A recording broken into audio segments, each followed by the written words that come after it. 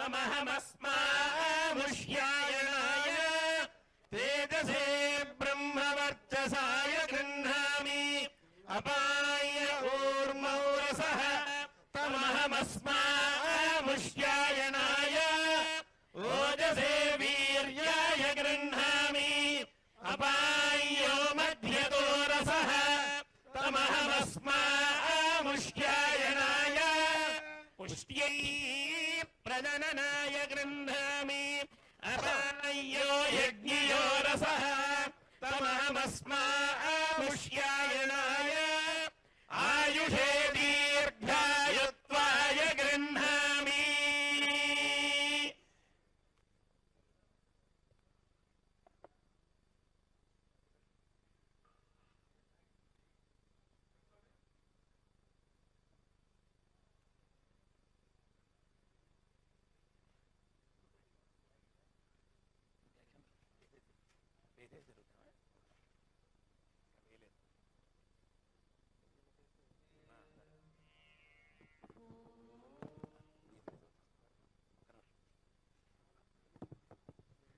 एष वै विभुर्नाम यज्ञः सर्वो वै तत्र विभु भवति यत्रैतेन यज्ञेन यजन्ते एष वै प्रभोर्नाम यज्ञः सर्वो वै तत्र प्रभु भवति यत्रैतेन यज्ञेन यजन्ते एष वै ऊर्जस्वान्नाम यज्ञः सर्वो वै तत्रोर्जस्वद्भवति यत्रैतेन यज्ञेन यजन्ते एष वै पयस्वान्नाम यज्ञः सर्वो वै तत्र पयस्वद्भवति यत्रैतेन यज्ञेन यजन्ते विरक्ताय स्वामि पुष्करणीतटे रमया रममाणाय वेङ्कटेशाय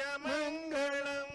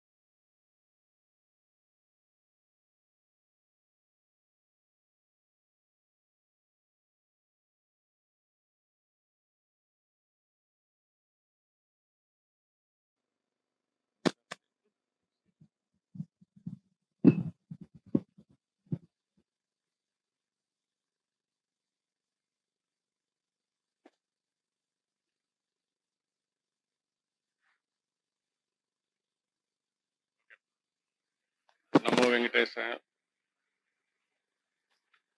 ఈరోజు వెంకటేశ్వర స్వామి ఎవరికి ఇవ్వని అవకాశం నాకు ఇచ్చారు. ఈ రాష్ట్రంలో ఎక్కువ సార్లు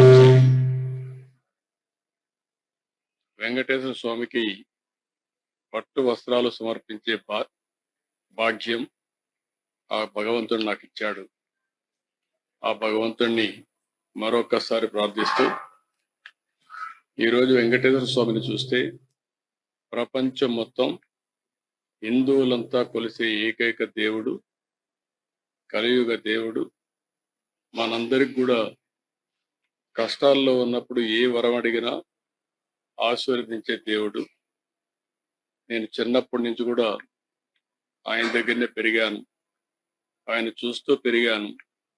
అదే సమయంలో నాకు ఏ కష్టం వచ్చినా దేవుని మీద భారం వేసి ముందుకు వస్తూ వచ్చాను. 22 సంవత్సరాల కంటే ముందు ఈ బ్రహ్మోత్సవాలు ప్రారంభించిన రోజునే నాకు ప్రాణభిక్ష పెట్టాడు. అది ఊహించని పరిణామం. మామూలుగా అయితే బ్రతికే పరిస్థితి లేదు. అంటే ఒక పర్పస్ కోసం భగవంతుడు నన్ను బతికిచ్చాడని, ప్రాణభిక్ష పెట్టాడని నేను ఎప్పుడూ ఆ దేవుణ్ణి తలుచుకుంటూ ముందుకు పోతున్నాను. ఈరోజు ఇక్కడికి వచ్చినప్పుడు దగ్గర 14 సార్లు బ్రహ్మోత్సవాల్లో పట్టు వస్త్రాలు దేవుడికి ఇచ్చే అవకాశం కల్పించారు. ఇంకొక పక్కన చూస్తే ఈరోజు ఈ వెంకటేశ్వర స్వామి వల్ల ప్రపంచం మొత్తం శాంతి, సౌభాగ్యం, సమస్యలను కూడా పరిష్కారం చేస్తూ ముందుకు తీసుకుపోతున్నారు. అలాంటి వెంకటేశ్వర స్వామి దగ్గర ఎన్నోసార్లు మనం అందరం కూడా ఎన్నో మంచి కార్యక్రమాలు చేశాం. ఒకప్పుడు మీరు ఒకసారి చూస్తే ఇక్కడ బోర్డు మెంబర్స్ అందరూ ఉన్నారు, చైర్మన్ గారు, ఈవో గారు ఉన్నారు. ఇక్కడుండే సభ్యులంతా కూడా ఒక పవిత్రమైన భావంతో పనిచేస్తున్నారు. తిరుమల తిరుపతి దేవస్థానం వెంకటేశ్వర స్వామి పవిత్రత కాపాడుతూనే వెంకటేశ్వర స్వామి ప్రాబల్యాన్ని ప్రపంచం మొత్తం మనం తీసుకెళ్లాల్సిన బాధ్యత మన మీద ఉంది. ఆ రోజు నందమూరి తారక రామారావు గారు ఫస్ట్ టైం ముఖ్యమంత్రి అయినప్పుడు ఇక్కడ అన్నదానం ప్రారంభించారు. ఈరోజు దగ్గర అన్నదానంలో మనం చూస్తే 2,283 కోట్ల రూపాయలు కార్పస్ ఉంది. ప్రతి సంవత్సరం ప్రతి నెల 12 కోట్లు ఖర్చు అవుతుంది. 14 కోట్ల రూపాయలు ఆదాయం వచ్చే పరిస్థితి అన్నదానానికి వస్తా ఉంది. వడ్డీతోనే దీన్ని పూర్తి చేసే పరిస్థితి వస్తుంది. ఈరోజు టీటీడీ బోర్డులో ఉండే మెంబర్స్ ని, చైర్మన్ ని, ఈవో అని అందరినీ కోరుతున్నా, మీరు కూడా టీటీడీ టెంపుల్స్ ఎక్కడైతే ఉన్నాయో మన ఆధ్వర్యంలో నడిచే టెంపుల్స్ అన్నిటిలో స్టాండర్డైజ్ చేసి ఇక్కడ ఏ విధంగా అయితే అన్నదానం కార్యక్రమం జరుగుతుందో అలాంటి కార్యక్రమం అన్ని టెంపుల్లో చేయాల్సిన అవసరం ఉంది. దానికి శ్రీకారం చుట్టాల్సిందిగా మిమ్మల్ని అందరినీ కోరుతున్నాను. అదే మరి వెంకటేశ్వర స్వామి దేవాలయాలు, దీన్ని మొన్న కూడా నేను చెప్పాను. ఈ దేవాలయాలు రాష్ట్రంలో అన్ని గ్రామాల్లో ఉండాలి, దేశంలో అన్ని రాజధానుల్లో ఉండాలి, ప్రపంచంలో హిందువులు ఎక్కడుంటే అక్కడ కూడా ఉండాల్సిన అవసరం ఉంది. దీనికి కూడా కొన్ని కమిటీలు వేసుకుని అక్కడ ఉండేవాళ్ళు మనం ఎప్పుడప్పుడు మాట్లాడి ప్రపంచం మొత్తం వెంకటేశ్వర స్వామి దేవాలయాల్ని నెలకొల్పే విధంగా మీరు చేయాల్సిన అవసరం ఉంది. ఆ దేవాలయాలన్నీ మళ్ళీ ఈ మెయిన్ టెంపుల్ కి మనం అనుసంధానం చేసుకుందాం. ఇది కానీ చేయగలిగితే ఇప్పటికే మన దగ్గర చూస్తే 2,038 కోట్ల రూపాయలు ట్రస్ట్కి వచ్చింది. ఎప్పుడో నేను సంకల్పించింది, ఇది గ్రాడ్యువల్ గా పెరిగింది. 837 కోట్లు ఖర్చు పెట్టాం. కూటమి వచ్చేదానికి ఈ మధ్య కాలంలో కూడా వచ్చింది. ఇందులో మనం చూస్తే దగ్గర ఒక 208 కోట్లు వడ్డీ కూడా వచ్చింది. 602 కోట్లు ఖర్చు పెట్టారు. ఇంకా దగ్గర 1,700 కోట్లు ఉంది. ఒక 5,000 టెంపుల్స్ ని గ్రామీణ ప్రాంతాల్లో పేద ప్రజలకు, మారుమూల ప్రాంతాల్లో ఉండే వ్యక్తులకి వెంకటేశ్వర స్వామిని కొలిసే భాగ్యాన్ని మనం కల్పించాల్సిన అవసరం ఉంది. అది కూడా చేయాల్సిందిగా మిమ్మల్ని కోరుతున్నా. మిగిలిన అన్ని రాజధానుల్లో నేను కూడా ఒక లెటర్స్ రాస్తాను. ఈ పవిత్రమైన రోజున ఆ సంకల్పాన్ని చేసి అన్ని రాజధానుల్లో ప్రపంచంలో హిందువులు ఉండే ప్రతి ఒక్క ప్రాంతంలో వెంకటేశ్వర స్వామి దేవాలయాలు కడదాం. అక్కడుండే దాతల ముందుకు వస్తే వాళ్ళ యొక్క ఇది కూడా తీసుకుంటాం. అవసరమైతే మనం కూడా కొంత డబ్బులు ఖర్చు పెట్టి ఈ కార్యక్రమాన్ని పూర్తి చేద్దాం. ఇంకొక పక్కన ఆ రోజు మీరు అందరూ చూస్తే ప్రాణదానం కార్యక్రమాన్ని ప్రారంభించాం. ఎప్పుడైతే వెంకటేశ్వర స్వామి నాకు ప్రాణ భిక్ష పెట్టాడో ఆ రోజే ఆ కార్యక్రమానికి శ్రీకారం చుట్టాం. అది మనం చూస్తే ఈ రోజు దగ్గర దగ్గర ఈ కార్యక్రమంలో కూడా 709 కోట్ల రూపాయలు వచ్చింది. 21 కోట్లు ఖర్చు పెట్టాం. 688 కోట్లు ఉంది. దీన్ని కూడా మనం లాజికల్ గా తీసుకుపోవాల్సిన అవసరం ఉంది. ఆ రోజు ఇది ప్రారంభించిన కారణం కూడా వెంకటేశ్వర స్వామి ఉండే ఈ ప్రాంతంలో రాయలసీమ మొత్తం సరైన వైద్య సౌకర్యాలు లేవు. అలాంటి వైద్య సౌకర్యాలు కల్పించాలని చెప్పి పెట్టాం. దీన్ని కూడా లాజికల్ గా తీసుకుపోవడం కోసం ముందుకు పోవాల్సిన అవసరం ఉంది. ఇంకొక పక్కన మీరు ఒకసారి చూస్తే ఆ రోజు మనం అందరం శ్రీవారి సేవకులు కార్యక్రమం ప్రారంభించాం. 12 లక్షల మంది స్త్రీలు ఉన్నారు, 5 లక్షల మంది పురుషులు ఉన్నారు, 17 లక్షల మంది శ్రీవారి సేవకులు ఉన్నారు. ఈ శ్రీవారి సేవకులు కూడా భారతదేశం ప్రపంచం అంతా కూడా నెట్వర్క్ చేసి ఎప్పటికప్పుడు వారి సేవలకు అనుగుణంగా రేటింగ్ కూడా చేసి వారికి గుర్తింపు ఇచ్చి వారు కూడా ఇక్కడికి వచ్చేదానికి అవకాశాలు కల్పించాల్సిన అవసరం ఉంది. ఈ శ్రీవారి సేవకులు వెంకటేశ్వర స్వామికి అతిపెద్ద సంపద. ఈ సంపద ద్వారా శ్రీ వెంకటేశ్వర స్వామి యొక్క విశిష్టతని, ప్రాముఖ్యతని, పవిత్రతని మనం ప్రజల్లోకి తీసుకుపోవాల్సిన అవసరం ఉంది. ఈ 4 కార్యక్రమాలని మనం ఈ చేస్తూనే ఈ తిరుమల తిరుపతి దేవస్థానం ఈ హిల్స్ అంతా కూడా మీరు చూస్తే నేను ఎప్పుడు కూడా గ్రీనరీ ఉండాలి, పచ్చదనం ఉండాలని భావించాం. ఈ రోజు దగ్గర మన వాళ్ళు ఇచ్చిన లెక్క ప్రకారం 80% గ్రీనరీ ఉందని ఇచ్చారు. అన్ని ప్రాంతాల్లో బాగా రాళ్ళు ఉండే ప్రాంతంలో కూడా చెట్లు పెట్టగలిగాం. దీన్ని కూడా లాజికల్ గా తీసుకుపోవాల్సిన అవసరం ఉంది. ఈ వెంకటేశ్వర స్వామి ఈ ప్రాంతాన్ని ఒక దివ్య క్షేత్రంగా, ఒక పవిత్రమైన క్షేత్రంగా సేవాభావంతో మనం ముందుకు తీసుకుపోయి ఈ పవిత్రతని శాశ్వతంగా కాపాడుతూనే భావితరాలకు అందజేసే బాధ్యత ఇక్కడుండే మేనేజ్మెంట్ కానీ, ఇక్కడుండే పూజారులు కానీ, అదే మరి ఇక్కడుండే మేనేజ్మెంట్ కానీ అందరూ కలిసి పనిచేయాల్సిందిగా మరొక్కసారి విజ్ఞప్తి చేస్తూ మరొక్కసారి వెంకటేశ్వర స్వామి తలుచుకుంటూ ఈ ఈ యొక్క బ్రహ్మోత్సవాలు బ్రహ్మాండంగా జరగాలి. ఎక్కడ కూడా వర్షాలు ఇబ్బంది లేకుండా, సమస్యలు లేకుండా ప్రజలందరూ కూడా ఆనందంగా, ఆరోగ్యంగా, మంచి సంపదతో ఆనందంగా ఉండాలని నా కోరిక. అది ఆశీర్వదించమని నేను ప్రతిరోజు వెంకటేశ్వర స్వామిని కోరుకుంటాను. తప్పకుండా మనం సాధిస్తామని తెలియజేసుకుంటూ మరొకసారి భక్తులకు అందరికీ విజ్ఞప్తి చేస్తున్నా, మనందరి బాధ్యత ఈ పవిత్ర. ఒక్కసారి అందరికి విజ్ఞప్తి చేస్తూ అందరికి నమస్కారాలు.